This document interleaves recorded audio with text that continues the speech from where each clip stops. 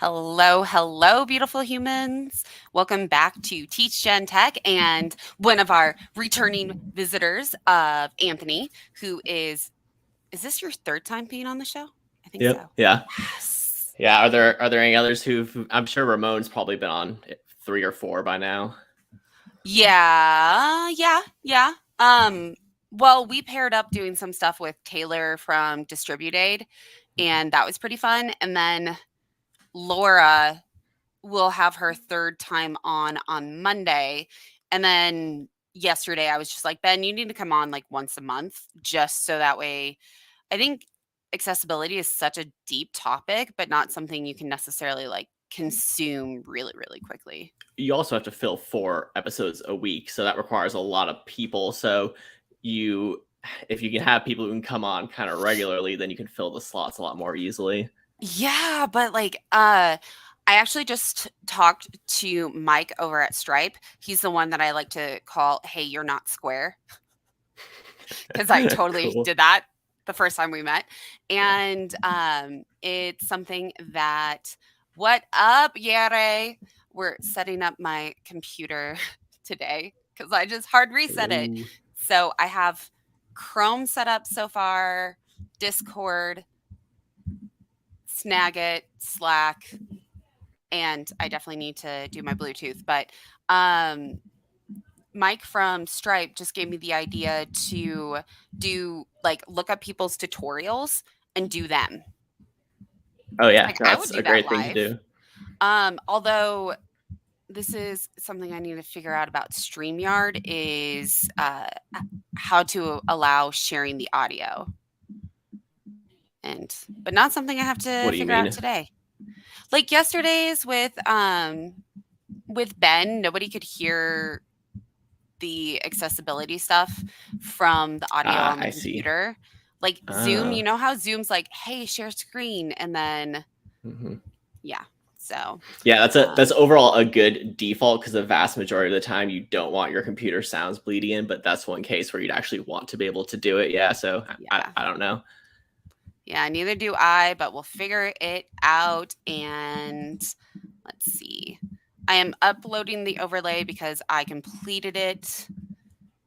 Vim. I don't even officially know what Vim is. Is Yeah, Vim the so node Vim thing? is like an older editor, so you can kind of think of it like VS Code, but like a more pared down version that was more based Okay. around having specific key bindings to navigate around. So the thing that makes Vim different from most things is that there's times when you can move the cursor by pressing the keys and times you can actually write stuff to it while you're typing. So there's like 2 modes that you can be in, partly because you're going to navigate around a lot and when you work in like large files. So people build a lot of muscle memory around it, but it's also like takes a long time to learn and actually get proficient at. And now VS Code is just like so awesome and does so many nice things for you anyway that not as many people use Vim, but it was kind of like if you want to be like a quote unquote serious programmer, you like everyone learned Vim. Yeah. Okay, that makes sense. And Yere, I like how you say that you're just trolling, and I'm like, it could have been a serious question, and I didn't know yet, but Yeah, you should the, assume 90% of the time when people are talking about Vim, they're trolling. okay, good. And I'm almost ready to share my screen, and once I get my screens set up in the proper order, Yeah, because that's all good because they I'm are getting my not, stuff. because we are literally setting up my computer. It does not have like anything. Like I don't even have my um, Bluetooth keyboard paired. So it's okay. Did I do that right? Let's see. Uh, oh, I hate this. Eh? Oh no, you are. I wish I could share my screen on this one, but it like goes to the actual screens. So I can talk about what I was Yeah. going What are to you? show you to Who do, are so I can you? fill And what some are you air doing today? while you're doing this. While I'm Yeah, just staring at my screen and no one can see it. Thank you. Thank you. yeah. Well, the thing that we had talked about, Mike brought this up, Mike Cavalier, on his next episode about just like useful snippets and like stuff that will kind of make your life easier and more productive. So it's going to be partly that and partly just getting you this stuff installed to allow you to have these useful snippets, because some of these are using like the GitHub CLI, which you need to install. And to install that, you need Homebrew, so you need to install Homebrew. And so I have a gist that has a couple little formulas that we'll run through. And then when we're done, because I might edit it along the way, you're going to fork it. And then anytime you install anything else, you're going to write it in that gist. So then you will have a record for how your machine is set up. If every single programmer in the entire world did this for everything they installed, everyone's dev machine would be perfectly reproducible every single time. That to me sounds like utopia. Interesting. All right, so I am pretty sure I got my screens at least set up properly. Really? I have to log into Twitch, actually. No, I don't want to leave the site. I need to update my system preferences. Oh my gosh. And so some of the snippets will be like initializing a Git repo and then like pushing it up to a GitHub repository with like a single command, or like setting up a Postgres database. These are things that you probably don't have a lot of some things you don't have a lot of context on, like why you need it yet, but in like a month or two, you're going to be in a situation where you're going to have to spin up a Postgres database, and you're like, wait, Anthony told me how to do this with Railway. And that's probably the thing I'm really excited about, is like when you talk to people that are like, hey, I'm going to get up and running and I want to start coding. It's like, what do they need on their machine? Because that is something that I have found it was really, really confusing. Have I told you the story of when no one could get my dev machine working when I was in my boot camp? This is actually a ridiculous story. My node was like so broken that we couldn't figure out how to like run local dev, like localhost, like on my computer. Like you would run npm start or like yarn start, and then nothing would happen and there would be no error message. And everyone was baffled. And this went on for like 2 months. And then eventually I realized what it was. So I was messing around with this stuff before I knew what anything was. So I kind of knew to my machine before I even got there. I had a single node modules folder, like a stray one, in my like root like user directory. So every time I would be in a project and try to run a command, node would get confused because it would try and find the original node modules, because it like does this hierarchy thing to like find the node modules. And so by deleting the node modules in the root of my computer, then I was able to all of a sudden use it. And like it was so specific and so ridiculous, and like multiple people at the boot camp looked at this and tried to figure it out, or like I don't know. So what I did was I used Code Sandbox, like you've been doing.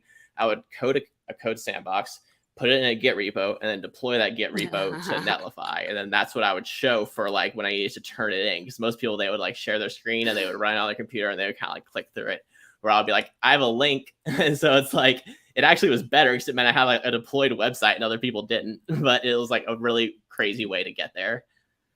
I honestly like appreciate so much, because Yere was the one that introduced me to Code Sandbox, and I'm just like, dude, that is actually really cool how you can see it so quickly without having to like go through and download it all. I think it was really hard and it's hard for a lot of newbies to be able to see that and like understand what they're actually doing. Yeah, 100%. Yeah, there's like multiple good online IDEs now. You should try out StackBlitz next. It's like a newer, kind of more modern version of Code Sandbox, and it's really great. I'm just still having problems sharing my screen. So what exactly is the problem? Like, what's happening? You need to use your words. You can't show me. It wants me to restart Chrome, which will end the live stream. Can you make me like the co-host or something so it stays on? I don't know. Because I think if someone stays on, hold on, let me first see if I can be like, because I won't end the stream. I need to restart Chrome. I mean, only one way to find out. You could also open it in a different browser. I tried that. Chrome. Okay. Well, I tried let's try Safari. Maybe I can't use that. What was the other one? Did you try Firefox or what other browsers you have? I tried Incognito instead. Oh, well, that means you weren't logged in. Yeah. So that would, yeah, no, don't do that. Yeah. I'm, thinking about this. Um, setup shareability is so amazing. I'm like late to the show. Yare, Yare, what do you wish that you knew when you first started coding? Like, I don't think I ever asked you that when you were on the show. I don't know. Can you believe that was 2 months ago? Like, seriously, that is crazy. Pretty crazy. Time flies when you're coding. Fucking code. I mean, I get named tons of things that I wish I knew earlier. I wish I had learned more about HTTP and like what a get and a post are. That would have been super useful. And I wish I actually learned the fetch API instead of using Axios, because Axios is like a library that's really nice and like kind of wraps the fetch API. So it kind of hides most of it from you. So you don't really know what the heck's going on. Please stand by because I need to download Firefox because StreamYard does not work with Safari. I mean, it doesn't work with Brave either, so it doesn't surprise me. This is the episode of me struggle busing setting up my computer. So, yeah, does that mean you searched for answers on Yahoo? That is pretty good. I guess you would search like bulletin boards back in the day. Forums, you really needed all to that. find something. IRC chat. Things that existed before I was alive. Open. All right, so let's try this again. We are going to go to StreamYard. We haven't crashed yet, so that's good. That is good. We are at least getting in the right direction.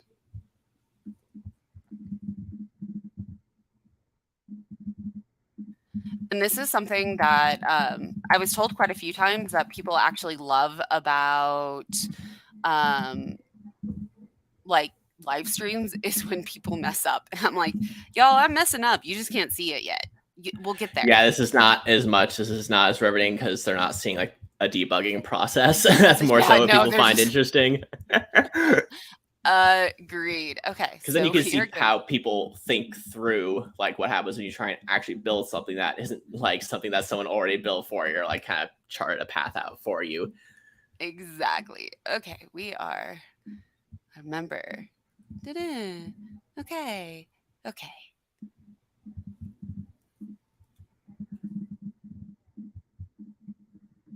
Mute this one. Stop the camera on this one. Okay. And I think this one will still work.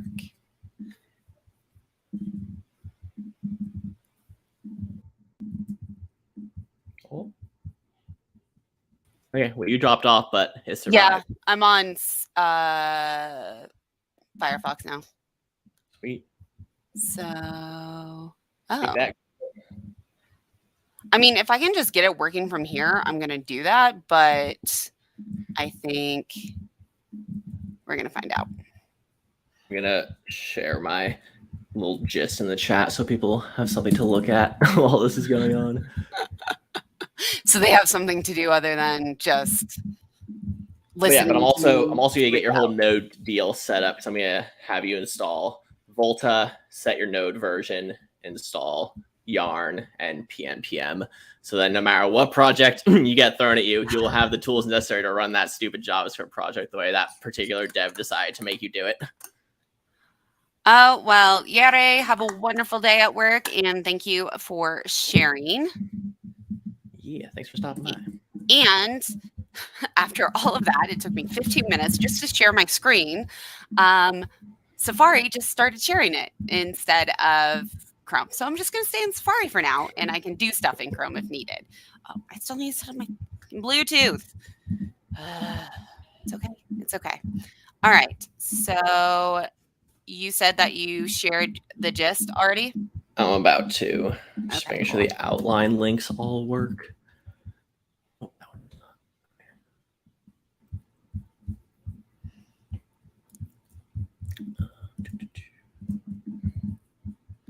All right.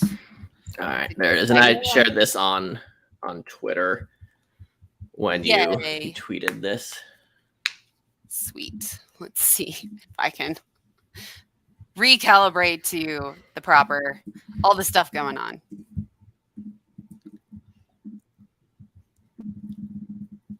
Oh my gosh. And I hate that, like, StreamYard. Okay, I'm not just trying to bash on StreamYard right now. I'm just struggle busing. You also can't, like, copy and paste things from StreamYard. You have to go through. Sure. Yeah. I mean, you can from the comments thing on the right. It won't. It'll just it won't copy and paste. It'll just let you show it or not show it. It might be different for you since you don't have access to showing and unshowing. Yeah, maybe. Yeah. I feel like I can write comments. So there's no input, like where you can type text. Are you on private chat or comments? On comments. On comments, you can't copy it. On private chat, you can. Will you paste it in the private chat instead of me trying to go find it since sure. I can't? Because my Twitter's not logged in either, and neither. Just type it out. Obviously, it's a perfectly reasonable URL. I am struggling this morning, y'all. If you couldn't tell. All right. It's okay. That what we're actually gonna do is you're just literally gonna run a bunch of commands that I've already written for you. So it'd be the least stressful thing you could ever do. Yes. All right. And hopefully we also get VS Code working to actually open the... Yeah, we should do that before any of this. Okay, so I haven't even downloaded VS Code yet. Like, it's literally... All right, well, you gotta download that then. Right now. All don't download brackets. I think that... Does brackets come default or... No. Oh, if anybody wants a really good hairdresser, Brandy is it. So, but no, I don't have brackets yet. So that's good. Good. Yeah, because it's just, there's no need. Like, you're never going to use another. It's highly unlikely you're going to use another editor anytime soon. Unless you meet some WebStorm people and they really convince you. Maybe one day. You never know. Maybe one day.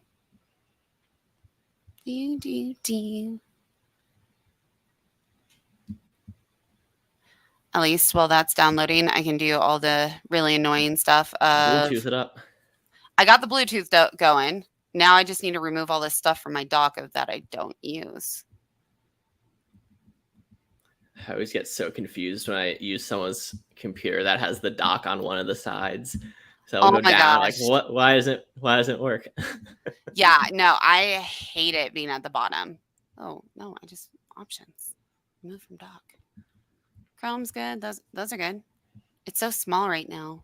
It's like sad. It's like all the icons are so big because of I don't have all the stuff in there that I normally do.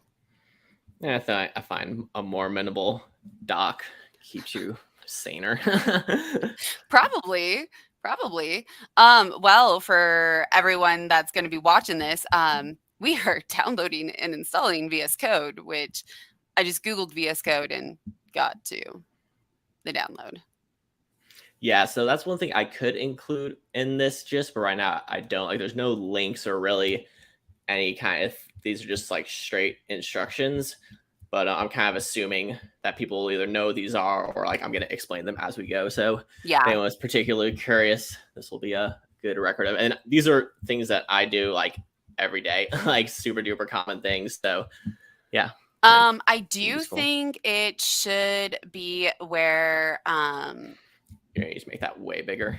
Yeah, that you show like getting VS Code going and then like installing Prettier, because that's also something that like a lot of people forget is installing Prettier and that so kind of stuff. Prettier, so there's a thing here with when you're using a CLI tool like Prettier, you don't need to install Prettier on your computer. You can have Prettier just inside of a project, like in the node modules, and run it with like NPM or Yarn. And I think you should do that for the vast majority of the CLI tools you use. So like I even do that with like Netlify and Vercel's CLIs. So there's only like a handful of ones that I'm going to show you. That's because they're not like things you just put in an NPM project. They're more so like they're more complicated, but so you need to use Brew. But for the most part, if you're globally installing npm stuff, you want to think hard about that. And here's the reason why, because then one, if you assume someone else has that on their computer, they may or may not. Whereas if you put it in the project, everyone who clones that repo gets the same dependencies every time. And then you also don't have to worry about having to update the CLI on your machine, because every time there's a new version, your CLI stays the same. There's not like automatic updates usually. So you have to like manually upgrade these things. But if you're just creating new projects and putting it as a dependency, every time you download it as a dependency, it'll pull the latest version. Got it. Yeah. Okay. I wonder if everybody does that. The global versus dev. So it's a hot topic. People have different opinions about each. Most people will agree that using it as a project dependency is just like more stable and just like more dependable, because it's like it cuts out the variability of developers' machines, which is like, for me, I think always a good thing, because as we're seeing here through this process, there's a lot of steps to set this stuff up, and everyone sets up their machine differently. Everyone has different opinions about even how they should set their machine up. So if you make the project have to decide that, then it's all self-contained and you clone a repo and the things are there you need. You don't need to worry about installing these extra CLIs on your machine. I will say I am very, very grateful that like your tokens, if you have like something on your phone to do that, they're not messed with. You're waiting by your tokens on your phone, like for two-factor? Yeah, for two-factor. Yeah, well, you can do two-factor through your 1Password. I think that's a really bad idea, because then if your 1Password ever gets hacked, your passwords and your two-factor are both screwed. That is also something that needs to be on somebody's to-do list of best practices, because I don't even have that set up, and that's something Ben and I talked about for a long time. You just stop everything you're doing right now. You need to get a password manager. Yeah, I will. We'll add it to the to-do list, but I don't want to take up that much time, because we only got like 40 more minutes. Dude, 38. Do you know how long it takes to install 1Password? Like 5 seconds. Fine. I'm going. What up? Nice. Okay. I'm doing it on like the DL over here on my extra screen, because no, don't show anything for the 1Password. Y'all don't need to see that shit. Okay. And from now we will refer to it as LastPass, just to really mess with people. But yeah, you want this to be in your workflow now, because you're going to have so many things you have to sign up for with so many passwords, and you're also going to have API keys, and you're going to have eventually probably multiple emails attached to different things. And you can also keep like your credit card information in 1Password and use that to fill out forms when you're buying stuff online. It's like, that's super sweet. Also, there's like, this doesn't matter to you, there's tons of crypto wallet functionality too. So like 1Password is one of the most amazing pieces of software like I've ever used, and it's transformative. I used it before at a previous company, but I like never used it at the same time. And that's the thing, is you have to actually like get in the habit of using it, because it also will autofill data on most websites. Like you should always assume like 10% of the time 1Password is just not going to work, because they can't make it work with every website on the entire internet. But like most of the important ones, you just will click it and it'll say, all right, I can autofill this for you. Then you click it and then you log in. So it was really convenient with things that were like shared passwords. I thought that's exactly really cool. What Nate's saying right now, is that I got my partner on 1Password too, so that we could share a bunch of stuff and share like like Hulu accounts and things like that, and you just put like straight up taxes in there if you want. Put anything like environment variables, like if you have a environment variables for a certain project, it's a good place to save that as well. Just make sure so you're gonna have to create a master password though, and this is important. You're gonna want to like write it down on a piece of paper and then put that in a safe deposit box somewhere. Yeah, I was just about to say I better write this down. Yes. because I'm not going to remember what I just What's created. cool though is that they prompt you to always have to do it at least once every 2 weeks, so you don't go 6 months without ever doing it and then forget it for the rest of your life. They kind of force you to have some sort of like repetition so you don't forget it, which is very smart. Ooh, I found the sticky notes. Is that your Arnold? Yes. I mean, it was good. I could tell. So, successful impression. Yes. I would just say, get to the chopper. Okay. Now I have to actually type it properly. I think this is truly, though, like people don't think about this or like know where to start with this. It's something. This referring to password management or just setting up your machine? Both. Yeah, no, totally. Yeah, I think password managers are starting to become a little more mainstream for some people. Like I know a lot of people who use like LastPass and things like that, if they're not necessarily developers. But I also know a lot of people that are like my dad, who like every one of his accounts had like one password, which was like his mother's maiden name and like 2 numbers. So it was like the easiest thing to hack ever. And if you use it for all the same things, actually, have you ever checked Have I Been Pwned to see if you're in any data breaches? No. Yeah, this is a really useful website. They actually integrate with 1Password to where if like a company's whole thing gets hacked and it gets like posted in like a data dump, they will notify you if yours is in that record and let you know, hey, you should change your password. Oh, that's dope. Okay. I have finally have 1Pass set up. Awesome. Okay. So now that that's done, I have VS Code. I got my terminal up. I know we need to create a folder as well on my desktop to make that the default. Not on your desktop. Don't recreate the bad default I've already been telling you to change. Why do you think I like double checked with you beforehand? So before we do that though, we should figure out actually no, let's do this. So make a directory right here that is one word code, all lowercase. What's the command for creating a directory? mkdir. Maker. You're making a directory. Yeah. And just code, one word, all lowercase. Okay. Enter. Now, every time you open your terminal, you will type cd code and you'll be there. You won't do cd desktop, cd code folder with capital C, capital F, and a dash in between. If y'all couldn't tell, I've been frustrating Anthony with my streams. But it's like, but now you're gonna understand why now. And every time you're gonna open your terminal and you're gonna thank me. Yes.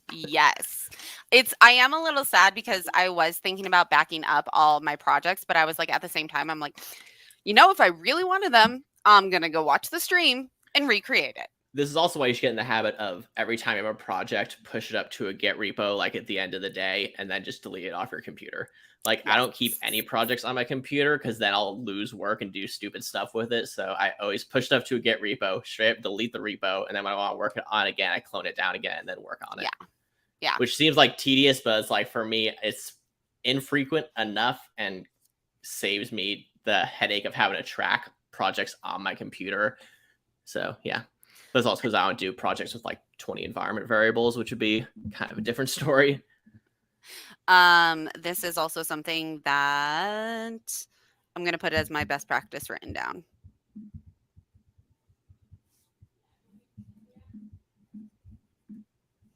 What's the best practice that you're writing down? The upload Git to GitHub. Upload your repo. Ah, right, yeah. And that's one of the things I'm going to show you how to do. Yay! These are things that I definitely have not been doing. And I'm kind of sad because I just realized that I never went back and I think uploaded 2 of them that I actually should have kept. But that's okay. Yeah, for me, I ended up not having... Actually, no, I still have my Lambda stuff, but I kept it all hidden away and it's not public. But for the most part, like once you become intentional about using a Git repo, you'll like think more about like when a project is actually like in a state where it can be pushed to a Git repo. So yeah, it's a good thing to do. And then you'll just start to like have a collection, because also you're going to have a repo for a lot of episodes. So you can have like what Ben does for semantics is Oh. every episode has its own page on the semantics website. Then it has links to all the stuff they do. That includes the repo and if they built a thing. And so that's also smart. really useful. Yeah, I'm still trying to get used to like balancing all of that too. So, yay for best practices from everybody else. All right. Totally. What are we doing now? I guess I Okay. could go. So now go into your code folder Okay. and then pull up that gist. Which went somewhere. So to do this, and I haven't done this very much, so that's going to be like the hard thing to remember too, So is what all right, up? so bump it up like 2 and then also shrink it in so it's not taking up your whole monitor. You're going to want to kind of keep this on the side while your other stuff is happening. Cool. So it can be like maybe just like 30% of the screen. Sure. Yeah, that's good. And then I would do the terminal kind of up to the very top left and take up like 20% or so, and then your code editor takes up the rest.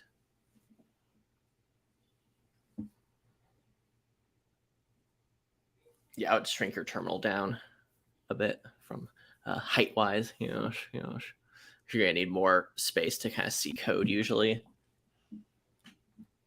I think this is like what everybody would be a lot happier with for. You could probably bump up the gist another one. And so you see here, I have an outline for you. So if you click any of these links, it'll send you to that part, but don't do that yet. Let's just look at the outline. So there's going to be setup scripts to like install stuff.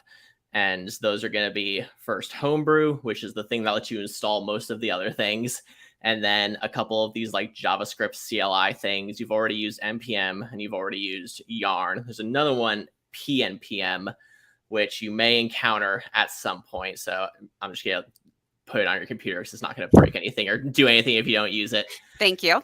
And then we'll install the GitHub CLI because that's like really useful for, as you see, like when you do Git now, you do like Git init, you create the repo and all that stuff. And then you go to github.com, create a repo, and then do this whole dance where you try and figure out how to actually get it up on there. Like you've done that a couple times now, right? Yeah, and everyone does because the GitHub CLI didn't even exist until like 2 years ago. So they're like, wait, let's just build a. So now there's a single command you can run that will do the entire thing all at once. Oh, okay, cool. Yeah, and then I'm going to give you the Railway CLI because it's like the dopest deployment platform ever, and it'll be a way for you to run containers, node servers, Postgres databases, other kinds of databases. Like you're going to encounter many projects throughout your entire career that are going to be Railway will be useful for. And then Fly, which we won't actually do anything with today. That's another one. Might be worth learning kind of down the line. Okay. That's pretty much it. And then two kind of like small utilities I like. One is HTTP stat, which lets you run basically like a request for a website, and then it gives you like the times of like when you do your dev tools and you're like looking at how long does it takes for a website to like load and show up and that kind of stuff, right? It gives you kind of a nice clean visualization of that. And so that's a good one. And then tree, which allows you to just write the tree command and it prints out the directory structure of your projects that you're in. Oh, that's cool. Yeah. Dope. Okay. So to do this though, I'm going to no, I'm just going to click through this. I'm not going to create the gist into my own yet. Don't do that yet. Yeah. Yeah, we'll do that at the very end. Yeah. Setup scripts. Yeah. Yay. So you're going to have to kind of copy that whole first line and nothing else there. Because there's 3 commands here, and you got to run them each one after the other. So this is running the install script for Homebrew. And I'm going to make sure it doesn't show. I don't think it will, but just to. Yeah, that should be fine. Okay. Done. That's great. Enter. Yep. And this might take a second. So go ahead and just copy the middle one. And I can kind of tell you what's happening with that. Kind of just scroll over a little bit so people can see it. Yeah. So this is setting your port, I think. Let me get mine up. So, just so everybody knows, like Anthony had me install a lot of this before my first live stream. Like he just sent me these and he was like, just go install these. And I was like, I don't even know what these are. So I like that we're like finally talking about what I was installing. No, this is good because if I tried to explain this stuff to you at the time, though, you would have had no context and you would have been more confused. Yes. Yes, definitely. Definitely. Yeah, because what this is also doing right now is this downloading. See how it says downloading command line tools for Xcode. So this is like, and this is why if you check out my gist, if you scroll to the very top of the gist, where there's the title of the gist, I'm very specific here with this title because this is very important information. All of these things and whether they're going to work or not has to do with the fact that I'm on one, a Mac OS, 2, I'm on a specific version, Monterey, and 3, it's an M1 chip. So it's a new chip that a lot of like some things just break because it's so new. Do you think it's backwards compatible? What do you mean? If it's the old chip. So you're on a non M1 computer, I'm assuming? Yeah. For now, what we're doing, it shouldn't matter. It would matter more if we were doing Docker, but we're not. Yeah, because it is something that I'm on the Intel.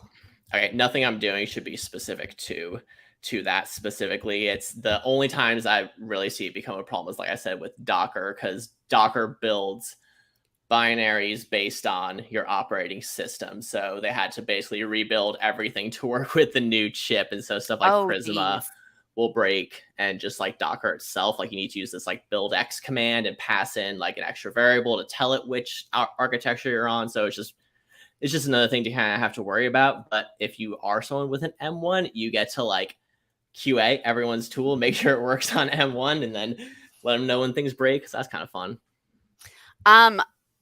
So you're actually the first one I've really heard that uses Windows. Almost everyone else. There's more of them than you think. They're just they're more of a silent majority type. Oh, like almost everybody's been like, oh yeah, I have a Mac too, and I'm like, oh, okay. That's because you talk to a lot of successful and well-paid developers. There are dozens of us. Selection bias here, because with Windows it's cheaper, and so a lot of people are just going to buy a Windows computer automatically because they have less money, and it has been like a dev thing forever, like Windows and DOS going back decades.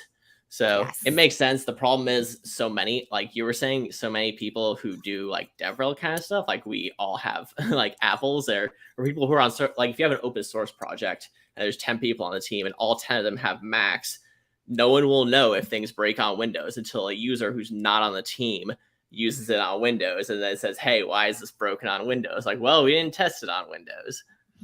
Yeah, that makes sense. And Windows is fine. Either 1, install WSL, or 2. That's Windows system or subsystem Linux. Oh. WSL2 and install stuff with Windows subsystem for Linux, yeah. Wingit. I was trying to say like WinET or something. Yeah, so Wingit, let's see, that's a Windows package manager. So that's, I would assume, fairly similar to what you're doing right now with Homebrew. Homebrew is a Mac OS package manager. Oh, look at that. That's what Nikki's saying right now. So I do have like just a random curiosity question for everybody while this is installing. Do you drink coffee? Because I only started drinking coffee again like a month ago because coffee used to make me so sick to my stomach I couldn't drink it, and now I can drink it again. Have you ever tried caffeine pills? Yes. No, and I do. Oh, well, that works. And if you drink coffee, what do you put in it? 1 cream, no sugar. Okay. I put Dandy Blend and cacao powder in mine. Cacao. That's fine. It sounds like something other Jen or your other Jen, I guess. But I think she's your Jen. Your Jen would, yes. I adore your Jen. She's the best. Indeed. Okay, Ooh. this is still downloading. Are you sure? Can you like It's double still check and try installing. scroll down, make sure? Yeah. Yeah, I guess the Xcodes takes a very long time. So we can do some other stuff in the meantime. Let's Okay. scroll down to let's go to the GitHub one. Yeah, right there. You scroll past it. Yeah, so create and push a public GitHub repo. So can you zoom in actually, and then just open your thing up so people can kind of see it while this is still installing. Wait, what? Yeah, exactly. Yeah. So that's Okay. why I want to talk through this, because there's the thing, I'm doing a lot of stuff in that GitHub. There's a single GitHub CLI command happening here, but I'm passing it like 6 flags. So it does all the things I want to do. This is my proudest moment, writing a command that did exactly what I wanted it to do. So if you look at GH repo create, so that's like the base part. You're saying, I'm going to create a repo, and then you give it a name. So you could just do that. You wouldn't need to do anything else in this command. And then it would kind of walk you through questions of, do you want it to be public? Do you want the source to be your current project? Do you want to set a description for it? Do you want to set the remote? And then do you want to push it? So you could answer those 5 questions, or you can already know ahead of time what the answer to those questions are going to be, fill it in, and run this one command to basically create it, set the remote, create a description, and then push it all at the same time. Okay. So does that make any sense at all? I think where I'm lost is, so when this is done, it's gonna. So it'll spit out a link for you that is github.com/Jenn Junod/GitHub-CLI-example, because that's the name you gave it. So since you're giving it a name, you already know what the URL is going to be. It'll spit it out for you anyway in the terminal, so you can just click it. But you can know ahead of time, actually, it's always just going to be your username / the name of the repo. And you're creating the repo, and the first thing you do is you give it a name. So that's the URL. Oh, that's cool. And I also use that as the name of the project on my computer, the name of the repo, the URL, and then the URL for the subdomain on Netlify or Vercel when I deploy it. So there's a consistency across those 3 things, and I don't confuse myself by having 3 slightly different names for everything. That's the other thing, is I really do want to name everything like, X person is cool, but I do need to start naming them the actual you need project the name. topic. You can put the name and the topic. Oh, question for you, Anthony. How do you backdate on GitHub? I mean, you shouldn't, for the most part. Ideally, if you use like Git and GitHub the way they're intended, you're always just saving history and not like rewriting history. So if that's what you mean by backdate, like how do you like change dates on stuff, or maybe put things that weren't originally on GitHub but were in like a Git repo? Okay, he's saying, I'm not sure what he's saying yeah too. So yeah. I do not mess around with like rewriting Git history and stuff like that. It's a thing you can do, and like technically anything you see in a Git repo, the history and the commits could all be entirely made up. There's nothing stopping you from just like writing whatever you want in just text files. But for the most part, and especially if you're using like GitHub and you're authenticating with the CLI, there's like, you have like authentication associated with every commit. So that's stuff where you kind of just want to just get into your workflow. If Git were magic, changing history is considered a forbidden spell. That's a very good way to put it. Yeah, you can do it. You probably shouldn't. So just make sure you have a really good reason to do it. Yay! And thanks, let me Anthony. just see real quick if I can actually find the command on that. So it would be, here's a Stack Overflow for you. Git commit amend, no edit date. Bam. All right, I'll post that in the chat. I think that is what you were getting at. Okay. It looks like it's still going, still downloading. This is also because you're streaming. Actually, when you're streaming, you download way slower. But that's this is fair. Okay. So let's go back to I was just showing a bit of what he just posted, what you just posted. Yeah. Whoever I'm talking to. That the link. So we can start making this project and go all the way up to the GitHub command at this point. Okay. Nikki is actually, you should show Nikki's link up on the screen. This is why you need a chat overlay. Yeah, probably. Yeah, I mean, lots of people need chat overlays, so. But what I do is I Yes. actually open the Twitch chat while I'm screen sharing, and then have it in the corner. So it's like having a chat overlay, but it's just like a browser window, so it looks tacky, but the chat is there, you know. Oh, interesting. I Because if really you do. do you know how in Twitch you can do /chat after someone's name to just get the chat pop out? Oh, no. Yeah, so this is really useful knowledge to have about Twitch. So I'm going to drop this in where I am, very meta. So if you follow that link, you will get to the chat and just the chat.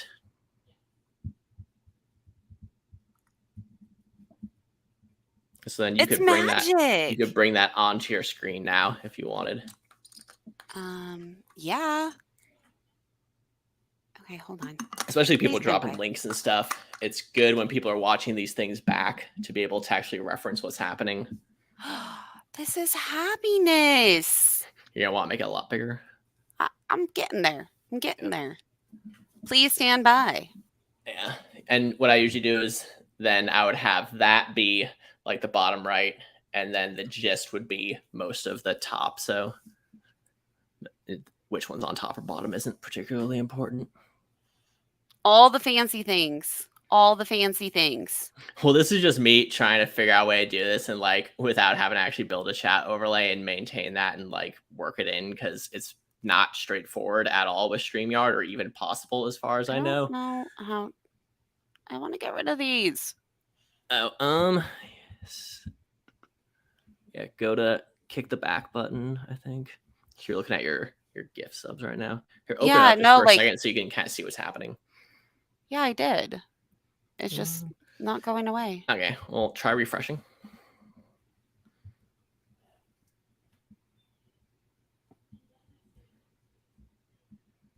There you go. Okay. No, see? Okay. It comes So back. this is what you can do. This is what you do. Okay, scroll your thing up. Open the window up, but then just have the browser above it covered. Then the stuff you don't want to see. Bam!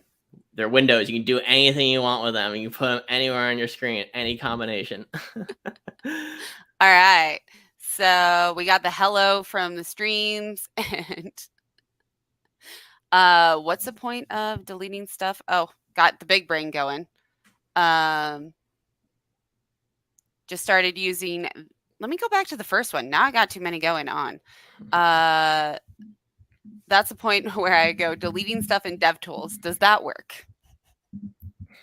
I've never tried to delete anything. If he means Chrome DevTools, yeah. Oh, I think he means just kill it from the DOM.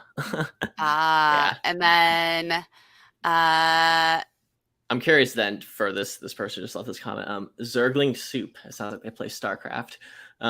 Were you using another editor previously, or is this just like the first time you're using a code editor? I'm giggling at the fact if you were using brackets because you missed it. I have been called out many times that my default coder was brackets on my machine. Well, it's just that like no one uses. Not sure what it's. I think it's. I don't know. I have no idea. Yeah, like I don't know. So when it comes to editors, you have 90 to 99% of developers use VS Code now. You have like 1% who use WebStorm and will like emphatically tell you over and over again why it's better. And they don't manage to convince many people, as far as I can tell. And then some people who use Vim, but you can do Vim stuff. You can configure VS Code to be like Vim. So a lot of people, they're still just, even if they used Vim, they'll set up VS Code so it's like they're using Vim, and they kind of like emulate it. So that's why very, very few people do anything except VS Code. Yeah, but I don't think that's going to be the case necessarily forever, because it's still pretty new, and there's always new things coming out. And we got okay, cool. Yeah, they said they'd use PyCharm. I used PyCharm once or twice. I tried to learn Python before I learned JavaScript, actually, but it didn't go very well. Join on every other Monday. So this coming Monday, I am learning Python. Oh yeah. Yay. Yeah, no, Python's fun. It is pretty interesting. And I feel like, y'all, we only have 10 minutes left. I'm really sad because this is like the one day I actually like have to end my stream like have to end my stream on time. Okay, well, let's do So this. Let's stop talking. Go back to your terminal and open do Command Tab to Command T. I mean, I was just gonna say Command Tab. Sorry, Command T. I meant. You should just come back on Tuesday. Just saying. Yeah, we'll see how far we get through this. This is the important 10 minutes. one, though. We're in the rush. So go back to the Git repo and start doing close those up a little bit so they're not overlapping on each other. Yeah, and so you're in your code folder. You're good to go. This is going to be your first project in your code folder. So follow along with those. You're going to create a directory and then go into it. Yeah, and the dictionary pop-up thing is not super tight. I just want to turn you off. Turn off. Oh, Grammarly. I see. You know, Grammarly is really helpful for all of my articles and tweets. It is not helpful for this. Yeah, Grammarly is I think, an awesome tool. I imagine there's going to be a lot of writing helping tools in many different ways. Okay, so then now this command is just going to create a readme.md file with a single H1 that says GitHub CLI example. So this command's a little complicated, actually. So echo will take whatever is inside those parentheses and then add it to a file called readme.md. So now if you go, open this project now, or actually now we need to do the code period thing. Well, I don't think it'll work. Can set that. It takes just 2 seconds. Yeah. Yes, please. Well, but we haven't set it up yet, though, so it's not going to work. So go to, let me look it up again real quick. It's Command Shift P. You've done it so many times. I've done it so many times. See what happens. I don't remember which one it's called. Hold on. So y'all, just as an update, my terminal would not open up the project in VS Code, even though it was activated. I kept having to go back in VS Code and activate it each time beforehand. So that's why I remembered. But cool thing about VS Code is it remembers what you last used. So that's why I was so you're going to type shell and hit enter. Okay. We're going to see. It'll probably work now. We just won't. Huh? Well, okay, go for it. See what happens. It opened. There you go. Now, I'm just curious if it's going to have the same problem it did last time where it's not going to work if we close everything down, but let's not worry about that now. Let's keep going. Yeah, I was going to say we'll try it next time. We'll find out. Yes, I trust. Yes. That's random. No, that's good. So, did you? Yeah. Don't. I said yes. Yes. But did you check the box? Yes. I think I did. Okay. I don't know. Yeah, it was a little laggy. Okay, so now you can actually go look at the readme.md file. And then, so that's your H1. I'm not entirely sure, Nikki. I try not to mess too much with zish and bash config files and profile files, so I'm not super hip to all of that, but it's doing something. Here, let me drop this. This is where I got it. I'm also laughing. Anthony has literally been there, seen some really random shit. So I went into bash commands and broke it. I completely broke it. That I was doing a live stream by myself. Anthony had to come on to help me figure it out. So I think this is technically your 4th time hanging out because that's true. Yeah, 3.5. Okay, let's 3.5. Okay. Do the init get add command. Then do you also know how to actually see a red markdown file in VS Code? So on the README where it says readme.md, to the right, there's the 2 panels with the magnifying glass at the bottom. Yeah, that one. Click that. Bam. Yay! So if you're ever writing a markdown file, you can see what the markdowns actually look like, which is especially useful for links and images and syntax highlighting and all that kind of stuff. Oh, that is really cool. Okay. Yeah, you have an entire markdown editor built into VS Code for you. Okay, so I got the let's do this also. So grab that command, git config -global init.default branch. It's just the thing right in the middle. Oh, okay. Yeah, grab that whole thing. Sorry, starting from git config though. That's going to copy paste too much. Yeah. And then you're going to delete name and write main, but without the brackets. No. Yeah? Yep. Yep. Yay. So this will ensure now that every time you create a new repo, it's going to be main automatically. Oh, sweet. Yay. And then now do I do git add? Just real quick, just to make sure, do git branch -m and then main again.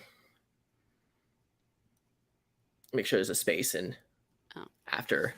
So git branch space -m and then don't do it. Yeah, I'm not done.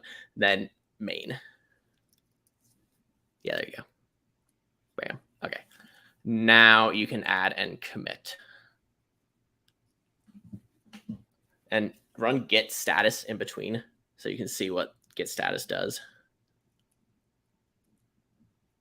Yeah, so right now it's telling you you've added this file to the staging area and it is ready to be committed. So now you're going to commit it. You're going to do the thing. Yeah. And now run git status again. So now you see you have a clean branch. So that's good. You'll want to run git status frequently when you're doing this stuff, or else you'll get confused very easily. Let's see if you're still downloading Homebrew. Oh, it's so close. 100%. It's getting there. It's getting there. All right. And then do I need to do this one?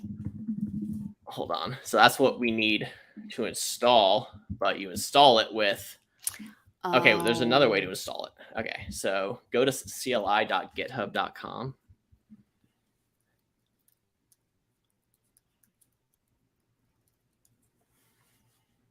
And then click download for Mac. I have no idea what this is going to do, but click it and see what happens. Do it. Meh?